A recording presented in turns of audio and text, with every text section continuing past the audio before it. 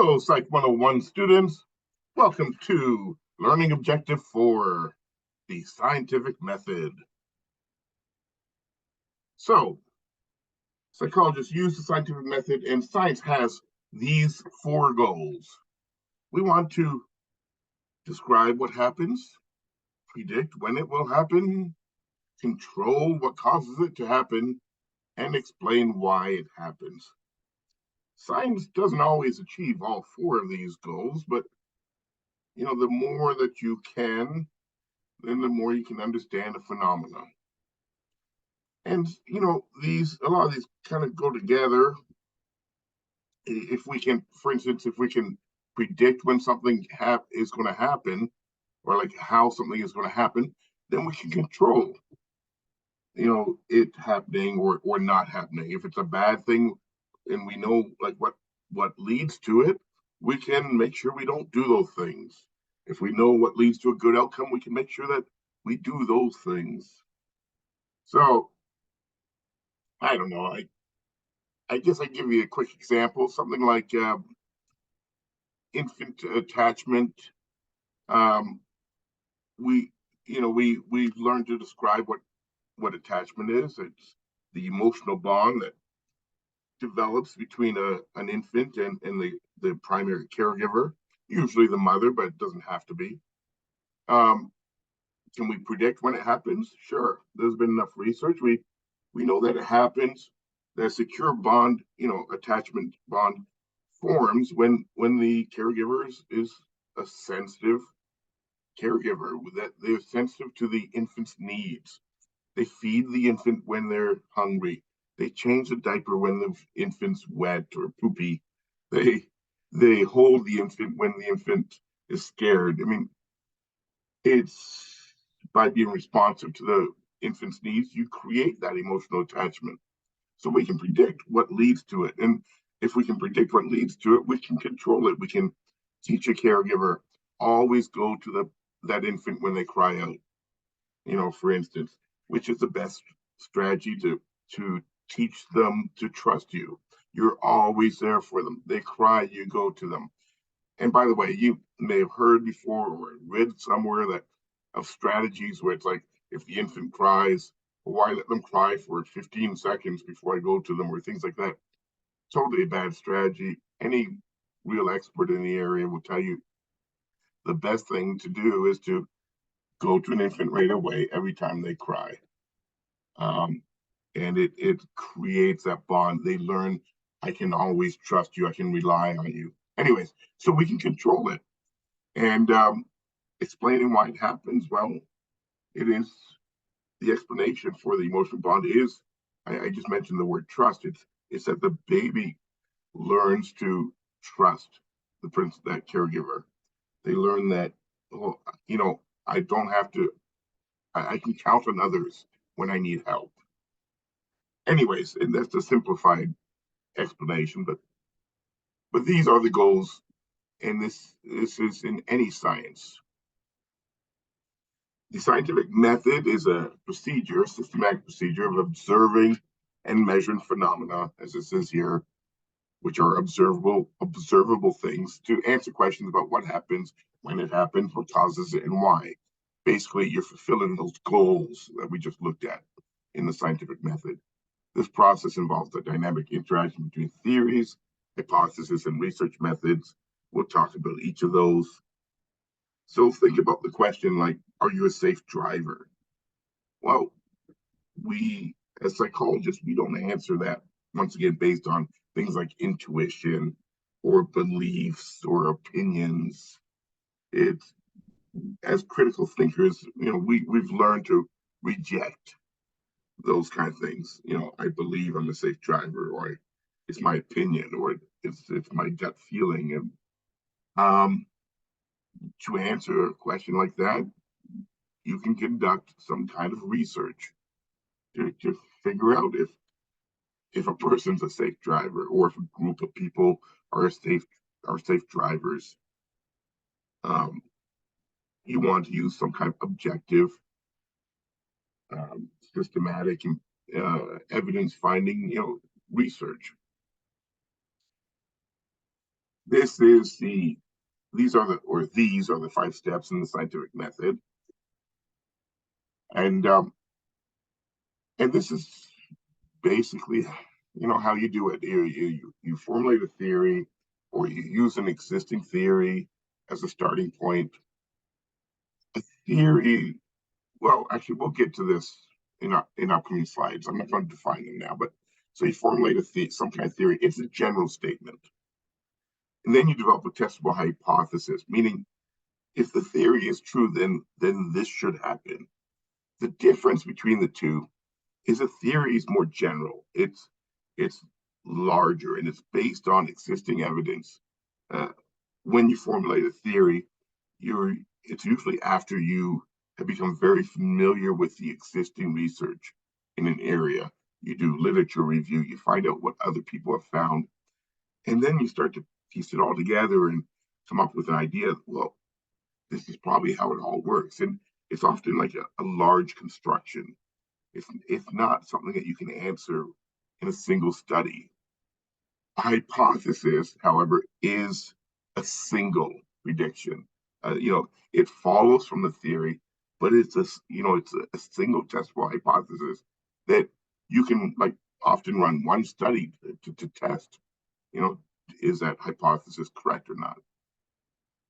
So when you have your hypothesis, well, if the theory is true, then this should happen. Then you test it using some kind of research method. And we're going to look at 3 different methods in the following modules. Then you analyze the data after you've done your research. We'll be talking about how this works in Appendix A. It's from Appendix A in Learning Objective 9. And then after you analyze the data, if you get what's called a statistically significant result, then you can share your research in one or more ways, and then you kind of repeat the steps. I mean, if you've gone through these steps and you found a statistically significant result, often you're going to go back to that same theory that you started with, and then start with a new testable hypothesis. Well, if the theory's right, then this also should be true. And then you test that next thing. So a theory can generate many hypotheses. So once again, a theory is a larger beast compared to a hypothesis. Hypothesis, single experiment. A theory, well, if it's large enough, something like Piaget's cognitive theory, people generated thousands, literally thousands of testable hypotheses based on his theory, because he talked about how thinking changes from the day you're born until adulthood, like how it changes from one age to another, and he did, and his theory was based on years of research, so like it was backed up by a lot of observations and research, and so there was no one experiment that you could use to test it. This is why it led to seriously thousands of studies over the years. I mean, this theory came out 70 years ago or so, and it's still getting studied. Anyways, let's go on and we'll look at each of these steps in more detail. So step number 1, you formulate a theory. It's an explanation of how some mental process or behavior occurs. So a scientific theory is an explanation based on a large number of findings, in the natural world. Let me just put it that way. In the natural world, like there have been you've done a literature review, you've looked at this researcher found this other researcher found this, these other researchers found these things, and you kind of put them all together. It's like, wow, I can think of one large explanation that covers all these results from the past. And so a theory is kind of a collection of what we already know, put into a coherent set of statements or a coherent whole.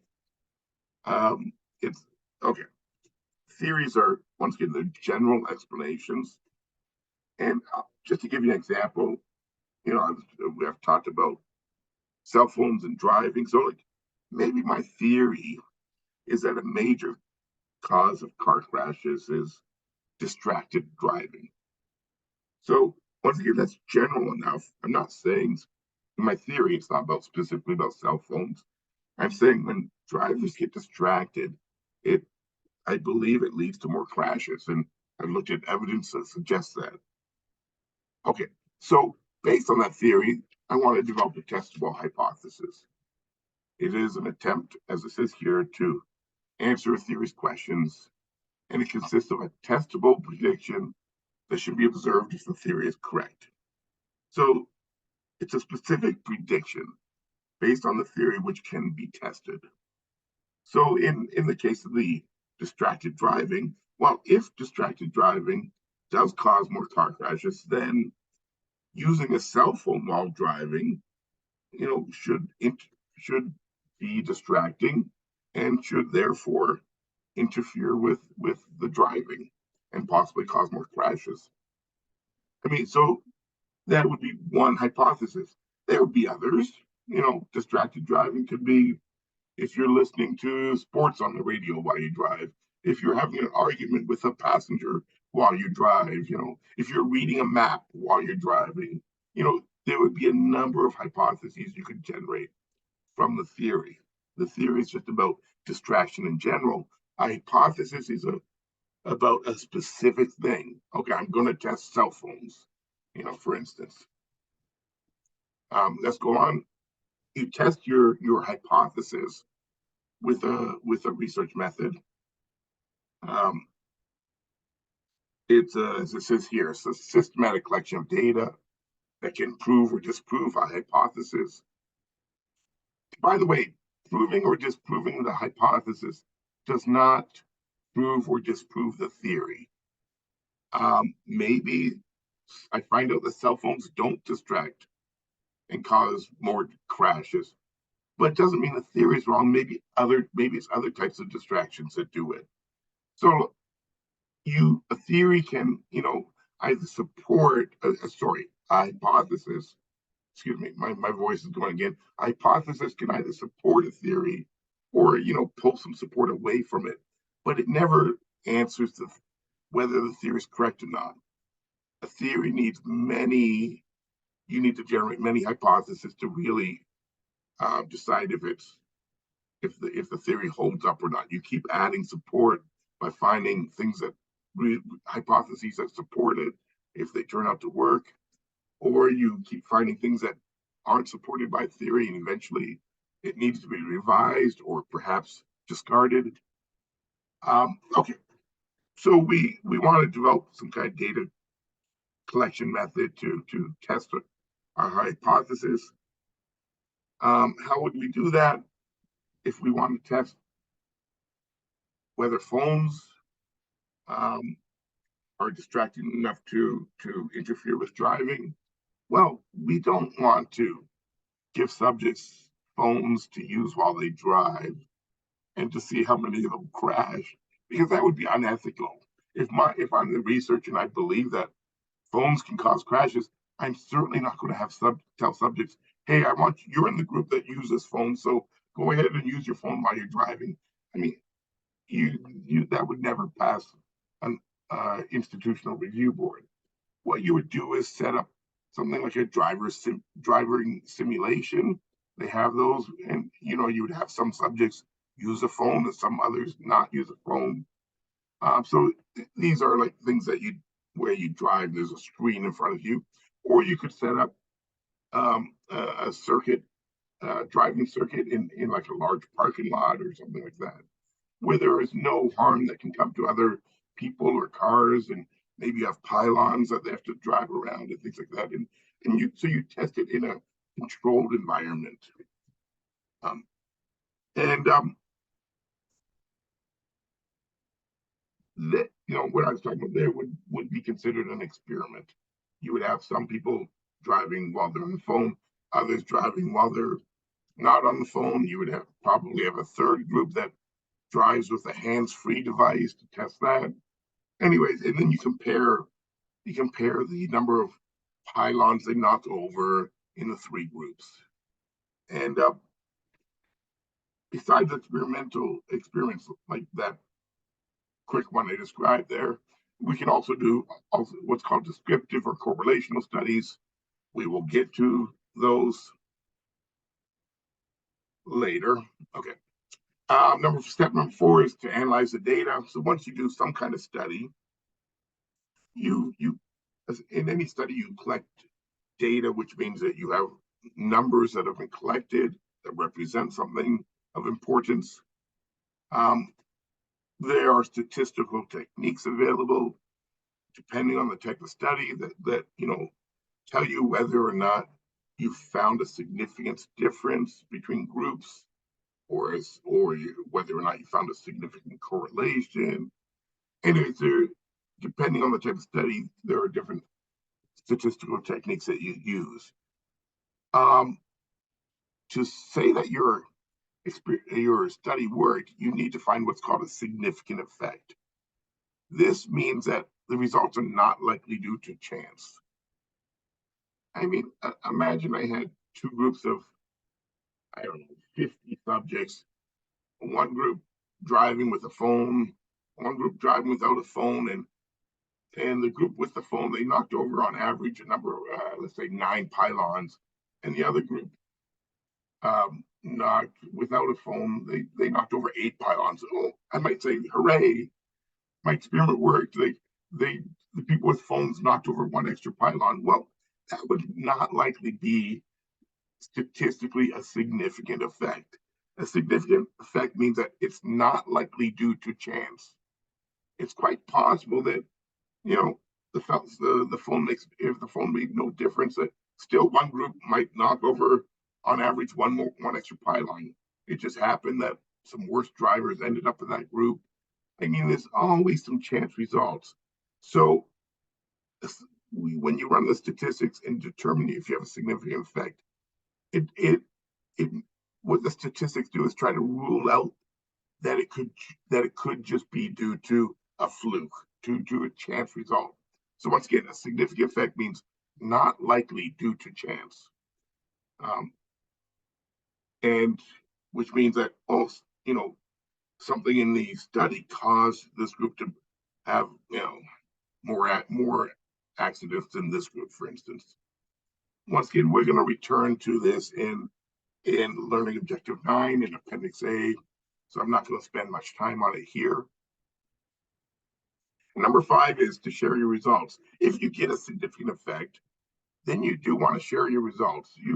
It's no good if you just find out something interesting and then never share it with anyone else. I mean, you're not advancing science then. So we want to share our results. One problem is if people, as it says here, cherry pick by reporting only the data that supports their hypothesis. Let's say I was running a study and I ran it 5 times and I found a significant effect 1 of the 5 times. And each time I ran the same conditions and only one of them turned out to be statistically significant. It would be unethical of me to go and report that one study, and say, look, I ran this study and found this statistically significant result. I mean, I have to mention that I ran the study 5 times before I got that, because I would need to explain why didn't I get that result the other 4 times. And sometimes there may be reasons. You may improve your methods from one experiment to another, or one study to another, and so that you're more likely to get an accurate result. And there are reasons why it might happen, but you have to mention that all of the times that you tried it, so that you're contributing honestly to science, and not just saying, because this one result worked, I have something to publish. All right. And speaking of publishing, when we want to share our results, there are a number of ways we can do that. In the picture here, you see what's called a poster session. This is typically at conferences, psychological conferences, and there will be a number of people that have the results on these posters. They summarize their main results and what they did in their study.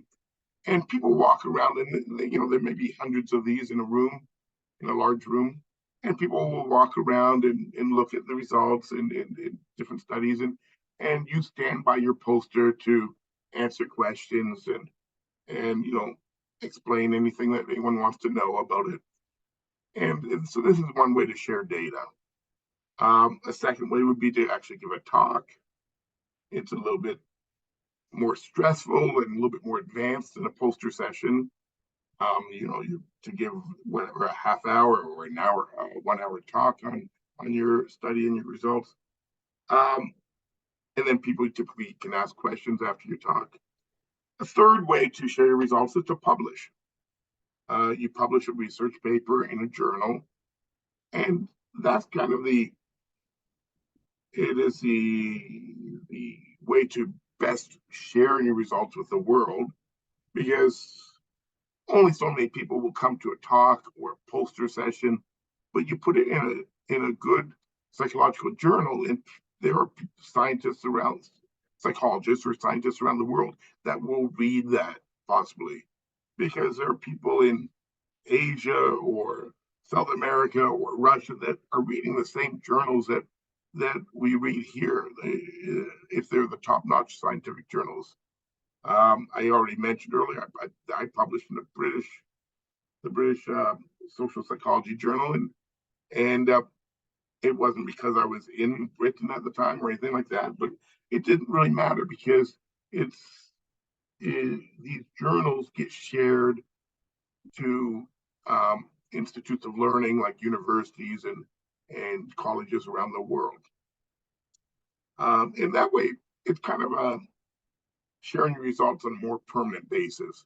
It may be 20 or 30 or 50 years from now that somebody sees your study, they're doing research, they're looking at old articles that are connected to it, and they say, that's the result I needed. They're working on something, and they needed this one piece, this one little result that fits, the theory that they're forming. And this happens all the time, by the way. Quick example: when they first invented open heart surgery, this is earlier in the 1900s. I mean, there were some results that had to do with octopuses that was found like decades and decades earlier in the 1800s, that turned out to be a crucial piece of their experiment. And that person that did the research with octopuses never ever thought about open heart surgery, but it just so happened that they provided a piece of knowledge that turned out to be critical. And like I said, this happens all the time. This is the importance of journal articles, is that you give a permanent record of what scientists are finding in the world.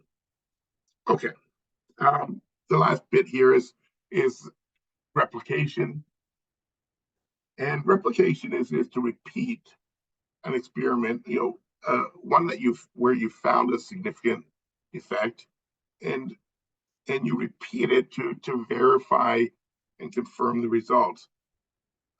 I kind of mentioned that sometimes you can get a chance result, where it just so happens that one group, performs differently than the other, and so you think, oh, it's because of the conditions I set up, and sometimes it's just chance that I give a diet pill to one group and they end up losing more weight, but it just turns out that there was a lot more people in that group that went to the gym than in the other group that didn't get the pill.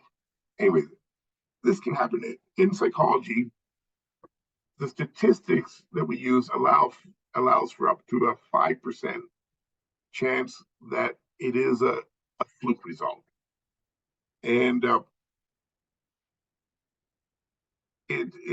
this is why we call statistical significance, is when your experiment shows at a higher rate than 95% that it is an accurate result. And anyway, so any study that's statistically significant in psychology and many other sciences has up to a 5% chance. That's a 1 in 20 chance that it was just kind of a fluke. You say 1 in 20, I mean, that's still pretty low. 5% is pretty low.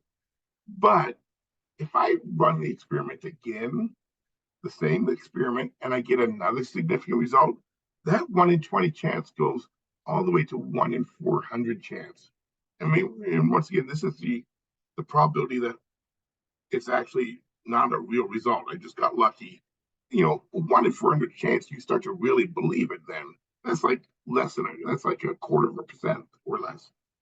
And so this is what replication does. If you were to do it a third time, you get up to you get to a 1 in 8,000 chance that it was not a real result. I mean, the more the experiment gets replicated, the more we are sure that it's a real result and that we can trust it. Okay. To finish up this learning objective, these are the 3 major research methods. I just briefly mentioned them earlier. And once again, I'm still not going to go over them in detail here because we are going to come to all of these in the upcoming objectives. So the 3 methods are descriptive method. This is just about describing what's happening for some phenomena. It can be done with case studies, observational studies, or self-reports. The second major type of research is correlational. This is where you test the relationship between 2 variables to see if they are somehow related. And the third is experimental method, which is the most powerful type of research method.